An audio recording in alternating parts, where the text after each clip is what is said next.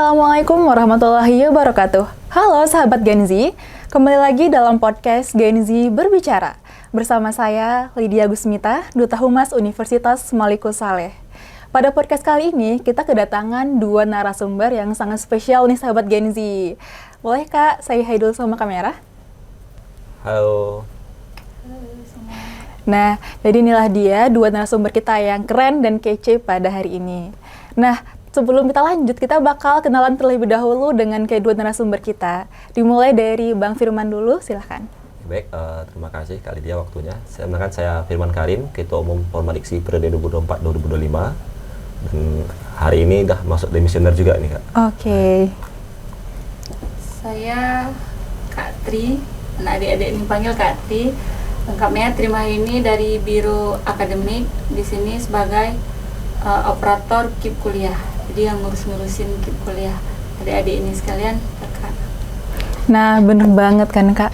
Karena kita juga banyak melihat dan mengetahui juga bahwa Unimal ini merupakan salah satu universitas yang menampung mahasiswa dengan bidik misi terbanyak gitu. Berawal dari berdirinya Formadiksi ini nih, Bang Firman. Kapan sih Formadiksi ini dibentuk gitu? Apakah dari awal atau dari beberapa tahun yang sebelumnya? Gimana Bang? Oke, terkait Formadiksi kan Kak, ini sangat panjang cerita nih kalau kita bercerita tentang Formadiksi. Nah, singkat saja, bahwasanya dulu namanya tuh Kemadiksi Kak, sebuah UKM dulunya. Tapi setelah bergantian di tahun 2019 itu berganti dan UKM Kemadiksi itu dihapuskan. Dan kemudian berganti dengan Formadiksi, Forum Mahasiswa Bidik Misi. Dan juga di tahun 2020 kemarin, karena kan kita berganti itu dari bidik misi ke KIP kuliah. Nah, makanya jadi sekarang namanya itu Forum Mahasiswa Bidik Misi, KIP ke Universitas Malikus Saleh. Gitu Kak. Oke, jadi yang awalnya dari Kemahdiksi beralih ke Formadiksi KIP kuliah gitu. Nah, buat teman-teman juga nih yang belum tahu kan, Formadiksi itu awalnya apa namanya? Ini Kemahdiksi ya teman-teman. Dan sekarang udah kita sebut dengan Formadiksi.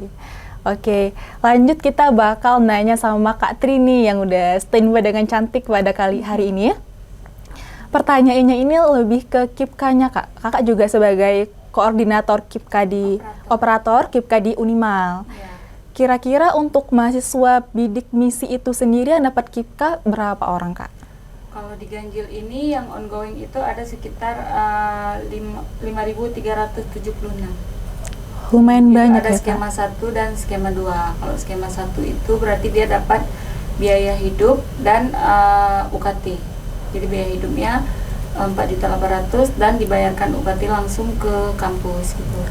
Kalau mahasiswa baru sampai hari ini kita udah dapat kuota reguler sama aspirasi masyarakat itu sekitar 1.413 orang, dan insya Allah ini lagi OTW untuk kuota tambahan. Lagi proses kuota tambahan insya Allah. Oke, lagi kuota tambahan. Buat teman-teman yang ingin ikut boleh langsung aja kan Kak pantengin nanti kita IG. seleksi kalau kuota tambahan yang sudah ada ini khusus untuk PIP. PIP itu data khusus yang diberikan dari kementerian. Jadi kita verify ulang di kampus mana yang layak dan mana yang nggak layak. Lalu kita ajukan, nanti kita tetapkan dan kita ajukan pencairan.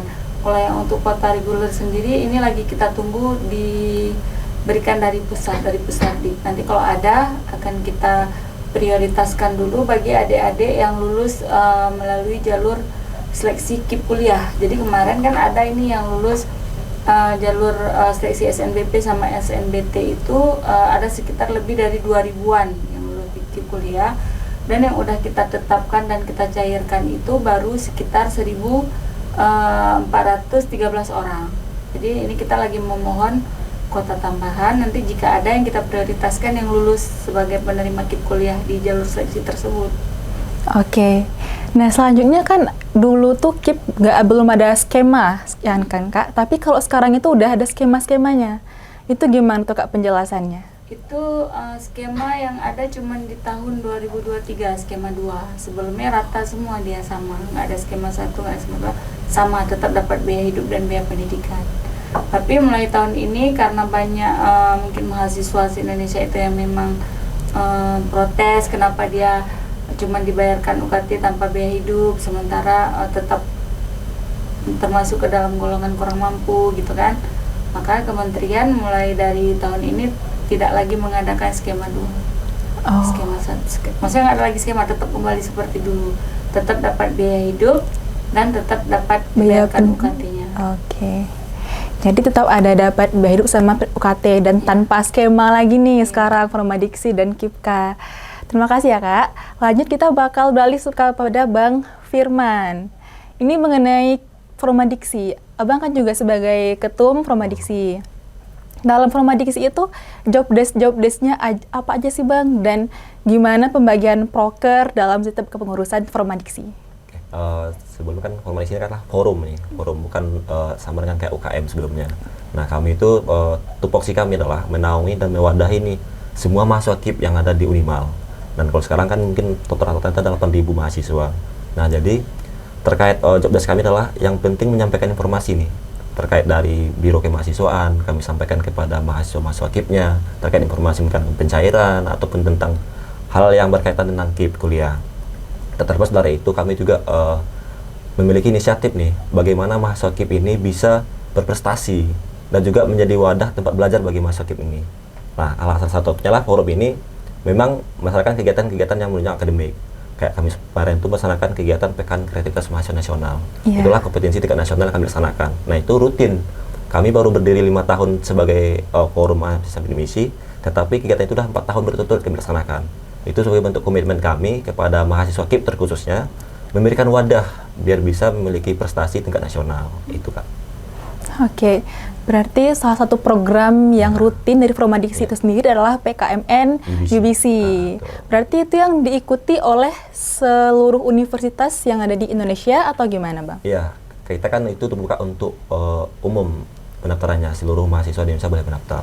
Nah, untuk di tahun kemarin, tahun 2024, itu di bulan Juni kemarin, kita laksanakan, alhamdulillah itu kita bisa mendatangkan 32 kampus ke Indonesia, ke Unimal sendiri. Itu yang paling jauh kemarin itu datang dari Universitas Cendrawasih. Jadi memang kita lengkap dari Sabang sampai Merauke itu kita mendatangkan ke sini. Itulah Formadiksi kehebatannya. Iya memang. Jadi kan dengan adanya event itu bisa menjalin komunikasi dan relasi juga tentunya kan Bang tentang bagaimana Formadiksi dengan univ-univ di lain. Lanjut ini mengenai KIPKA, masih tentang KIPKA. Baru kali ini itu KIPKA mengadakan KIPKA Global Awards. Nah, itu yang ngadain itu Formadiksi ya, Bang. Dan semua anak Formadiksi dan anak KIPKA juga di Unimal bisa untuk mendaftarkan dirinya. Itu awalnya dibuat Global Awards itu gimana tuh, Bang? Karena kan juga antusias banget. Jujur itu semalam tidak ikut ke sana juga dan menyaksikan keseruannya. Dan Pak Rektor pun juga datang dalam pembukaannya. Gimana tuh, Bang? Jadi terkait ke kegiatan KIPKA Global Awards itu kegiatan baru kami. Atas inisiatif kami di pengurus Formadiksi, bagaimana nih hari ini selain memberikan wadah untuk mahasiswa untuk berbelajar, berproses untuk berprestasi, dan juga kami berpikir bahwasanya bagaimana nih untuk memberikan apresiasi. Karena kami berpikir, Kak, dan saya sendiri juga sebagai ketua umumnya, apresiasi itu penting, bukan untuk mengakukan diri saja, tetapi sebagai motivasi untuk orang lain juga, dan juga sebagai motivasi untuk diri juga kita sendiri. Nah, salah satu kami adalah untuk mengapresiasi nih kepada mahasiswa KIP yang berprestasi. Selain dari itu juga akan memancing semangat dan motivasi bagi teman-teman lainnya. Dan juga kemarin itu masih karena pertama juga dan masih banyak kekurangannya juga, mungkin nanti tahun depan akan lebih dimaksimalkan lagi. Dan di kegiatan kemarin itu kami yang tak terduga adalah dihadiri langsung oleh Pak Rektor. Artinya memang kegiatan itu menjadi simbol dari Formadiksi lah untuk mengapresiasi kepada seluruh mahasiswa KIP yang berprestasi. Ya benar banget, dan ternyata teman-teman anak KIPKA itu sangat memiliki banyak potensi dan memang pantas buat diapresiasi. Dan di sini juga ada Formadiksi yang bakal mewadahi prestasi mereka. Dan mengenai keanggotaan di Formadiksi, karena kan nggak semua anak KIPKA yang masuk ke Formadiksi gitu. Perekrutannya itu gimana Bang mekanismenya? Nah, kalau terkait keanggotaan Formadiksi kan seluruh mahasiswa KIP itu adalah anggota dari Formadiksi. Tetapi untuk kepengurusan yang berbeda. Nah, kalau kami biasanya itu melaksanakan ya seperti biasa open recruitment dulu, kemudian juga kita masuk ke tahap wawancara. Mungkin teman-teman yang mendaftar melalui registrasi online mungkin kan, itu nanti kita seleksi berkasnya dulu apakah cocok sebagai pengurus atau tidak. Nah, ketika nanti dinyatakan lulus, nanti kita lanjutkan ke tahap wawancara dulu. Nah, di wawancara nantilah kita tentukan potensi-potensi mana dan pengurus ini di mana di bidang yang diletakkan.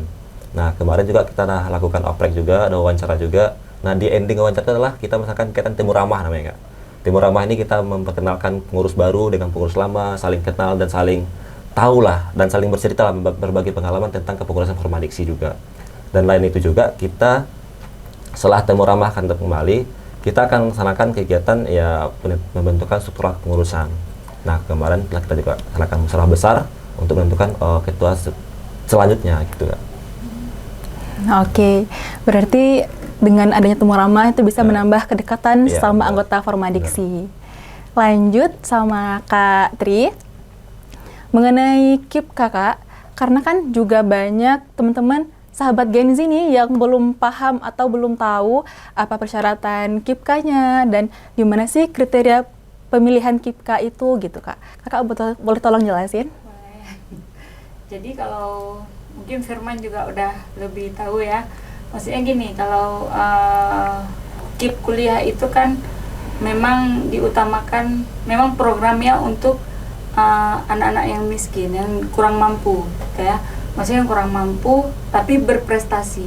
Nah, jadi misal dia dari SMA-nya itu udah di filter sendiri sama sekolah, maksudnya mana yang berprestasi tapi kurang mampu tapi berprestasi, nanti didaftarkan jalur seleksinya dengan KIP kuliah gitu. Jadi nanti kita mendapatkan hasil yang lulus itu kita dapatkan gimana ya, Kakak jelasin. Dia daftar jalur seleksi itu melalui jalur KIP kuliah ke seleksi nasional gitu. Jadi kita terima hasil yang sudah diluluskan sama nasional. Kalau sekarang namanya SNPMB, Panitia Pusat SNPMB. Jadi waktu daftar SNBP, daftar SNBT itu udah memilih jalur. Ketika dia memilih jalur seleksi KIP SNBT dengan jalur KIP kuliah, nanti dia akan lulus sebagai peserta KIP kuliah gitu. Otomatis nanti di kampus kita juga ada seleksi juga.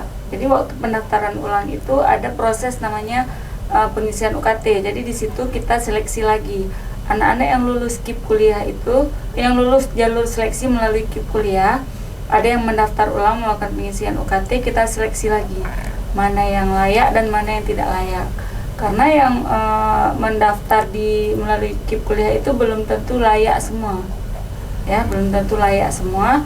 Jadi kita seleksi lagi berdasarkan data dia terdata nggak di P3KI sama DTKS gitu. Itu P3KI DTKS itu apa yang sosial itu dia koneknya itu ke dinas sosial ya. Nah, jadi kita yang desil 1, desil 2. Jadi yang kita seleksi itu kita pilih dari yang terbawah dulu. Misal dia terdata dua-duanya, terdata DTKS, terdata P3KI. Kemudian kita utamakan yang desil yang 1 gitu. Lalu naik langsung ke atas. Misal desil 1 sudah terpenuhi, kita ambil desil 2 dan sebagainya. Dan jika semua yang misal desil 1 sudah terpenuhi kota, yang terdata DTKS terpenuhi kota, maka salah satu daripada DTKS sama P3KI kita pilih. Jadi kalau misal ditanya gimana caranya biar terdata di DTKS, P3KI, itu urusannya langsung ke dinas sosial. Sebelum dia mendaftar di KIP kuliah ini, dia urus dulu ke dinas sosialnya, itu melalui desa masing-masing. Jadi melalui desa masing-masing urus ke dinas sosial. Ini ada pengalaman waktu kita seleksi, dia waktu kita cek benar-benar maksudnya di bawah kurang mampu, dan sangat layak diberikan KIP, tetapi dia tidak terdata di DTKS dan P3KI gitu. Jadi ini sangat disayangkan. Jadi kalau bisa untuk adik-adik yang SMA ini, yang masih kelas-kelas 2 SMA kan mau naik kelas 3, itu coba maksudnya dicek dulu datanya, yang memang ada rencana mau mendaftar seleksi masuk perguruan tinggi, mau PTN maupun PTS, itu dicek dulu datanya itu ke dinas sosial. Jadi apa sudah terdata di DTKS, DTKI itu bisa P3KI itu. Jadi nanti waktu udah kampus, kenapa saya kok nggak terpilih gitu kan? Kenapa saya kok nggak terpilih, nggak lulus seleksi internal di kampusnya untuk kuliah, sementara saya di jalur seleksi lulus. Jadi kita kan kadang kita kan nggak ada survei ke lapangan, kita ambil data yang dari kementerian itu dan dari Kementerian Sosial itu. Jadi kalau bisa dipastikan didaftarkan dulu, daftarkan, cek sebelum mendaftar jalur seleksi SNBT, SNBP melalui jalur KIP kuliah, cek dulu. Itu kalau di kelas 2 ada bisa mulai ngecek. Ya. Terus. Iya, karena sangat disayangkan juga kalau belum ada dideteksi di DTKS, sementara dia layak kan Kak untuk mendapatkan KIP gitu. Karena sesuai pengalaman juga, Lydia punya teman yang waktu mengisi formulir KIP itu, tapi yang nggak tersubmit itu malah foto rumahnya. Ada kekurangan dalam pengisian data, makanya dia nggak dapat KIP. Atau bisa juga gini, mungkin banyak nih pengalaman ya.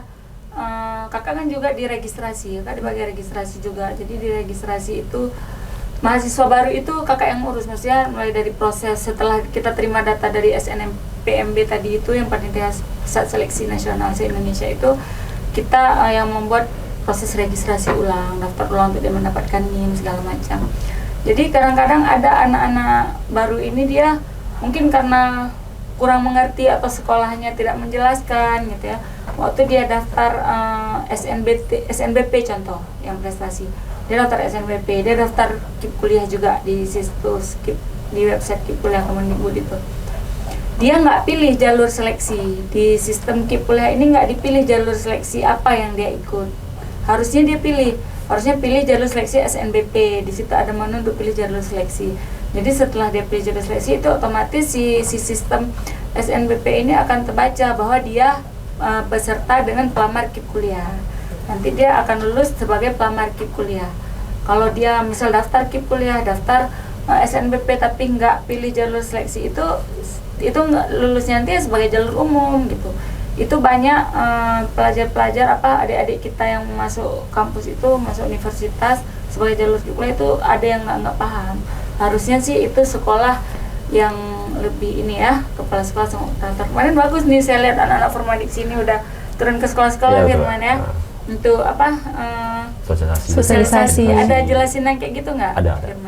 Nah itu harusnya harus banyak sekolah sih yang di ini. Kalau menurut kakak sih bagusnya pilih sekolah-sekolah yang agak ke dalam gitu, karena mereka itu kurang tersampaikan yang informasi seperti itu. Benar. Dan karena operatornya juga mungkin ada yang kurang paham juga sih. Kalau sekolah-sekolah di kota-kota ini udah lebih paham, bagusnya pilih sekolah-sekolah yang agak ke pedalaman. Karena memang kalau kita lihat yang KIP ini lebih banyak yang dari maksudnya yang dari pedalaman gitu sih. Yang dari pelosok gitu. Yang dari pelosok, maksudnya banyak pelamarnya itu kan masyarakat kita kan dominannya yang di pedalaman, banyak yang kurang mampu gitu. Iya. Coba lah nanti. Ini masih bisa sosialisasi. Karena kan pendaftarannya itu di sekitaran bulan Februari nanti. Kok ini lagi mau proses pengisian data PDSS gitu ya, di sekolah. Bagus. Ada lagi ajak kakak boleh. Boleh.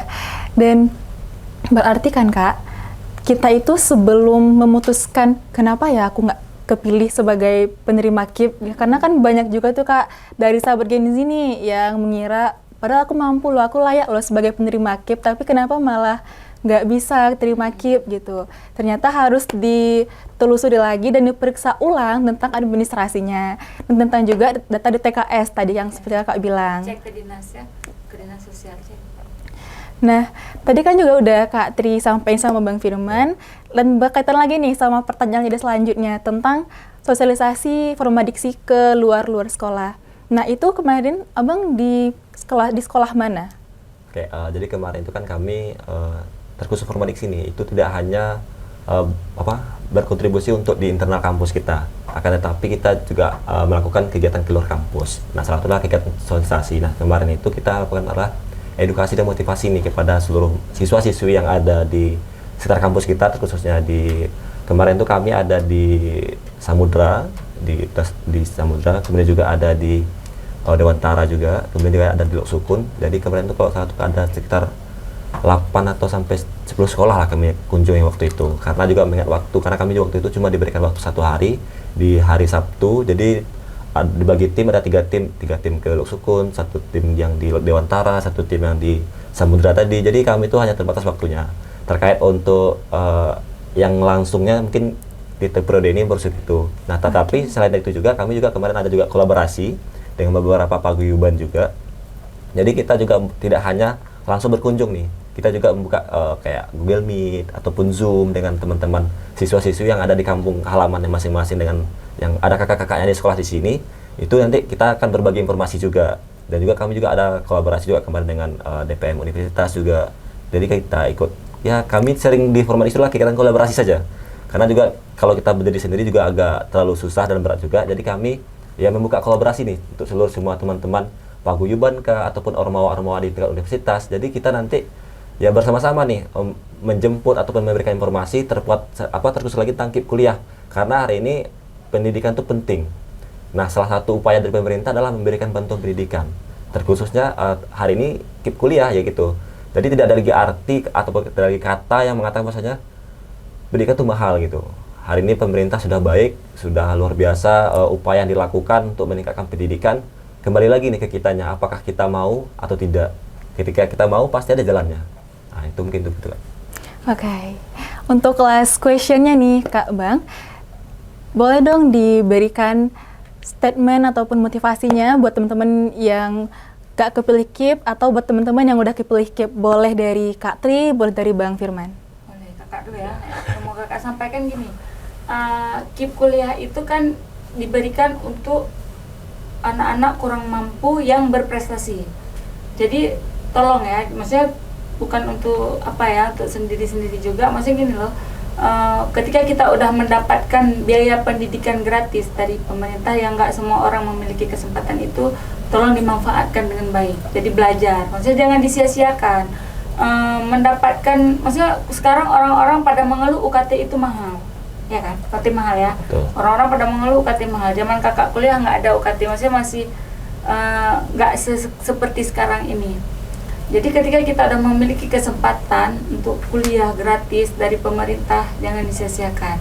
Dalam artian ini belajar, tingkatkan nilai dan prestasinya. Kalau bisa nanti di Global Award yang dibuat Formadiksi itu akan banyak penerima-penerima KIP kuliah ini yang memiliki beraneka ragam prestasi. Ya, jangan hanya dibukanya yang daftar cuman berapa kemarin Firman? 50 orang. Sedangkan penerima KIP kuliah di Unima ini udah 40% daripada mahasiswa ya. Udah mendominasi. 40% dari mahasiswa Unima itu penerima KIP kuliah hari ini ya. Jadi itu kan ada batas dia. Kalau KIP kuliah itu dia harus IPK-nya berapa. Jadi kalau IPK-nya itu harus di atas batasnya itu 2,75 ke atas. Jika di bawah itu, maka dia akan diskualifikasi, akan kena evaluasi dan dikeluarkan, dan nanti akan digantikan dengan yang lain jika ada kuota pengganti dari pusat. Jadi kalau bisa, kalau menurut kakak, anak-anak berprestasi di KIP, anak KIP kuliah berprestasi ini kalau bisa di atas 3 lah IPK-nya, ya kan? Jangan, maksudnya jangan IP di bawah 3, di atas 3.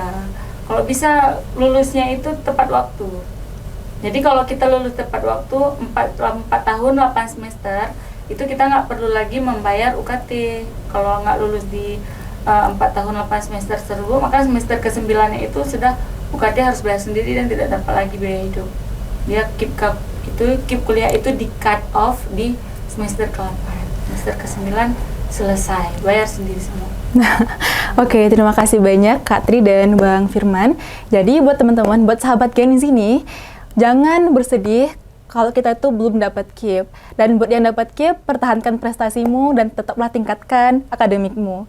Terima kasih banyak buat narasumber kita yang kece pada podcast kali ini, ada Bang Firman dan Kak Tri. Semoga apa yang kakak sampaikan itu bisa sahabat Gen Z terima nih, apa nilainya dan value yang bisa kita terapkan dalam kehidupan sehari-hari, dan especially for mahasiswa KIPK Unimal di Universitas Maliku Saleh. Jadi sekian dulu podcast Gen Z berbicara kita pada kali ini. Saya selaku host Lydia Gusmita. Jangan lupa like, subscribe, and share. See you sahabat Gen Z. Wassalamualaikum warahmatullahi wabarakatuh.